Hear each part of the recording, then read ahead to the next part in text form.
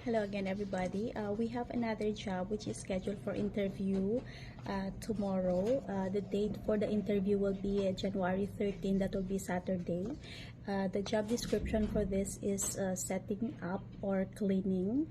The company has a student dormitory and company housing, so you will be responsible for the setup and the cleaning of the place. So we are looking for 2 people for this, and this is located in Kawaguchi in Saitama. The salary for this will be 280,000 yen to 447,000 yen, and there will be bonus also.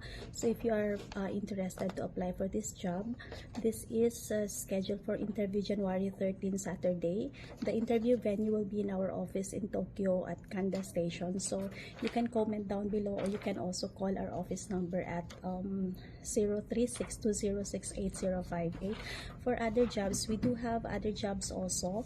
You can call our office number, or you can comment down below. Thank you.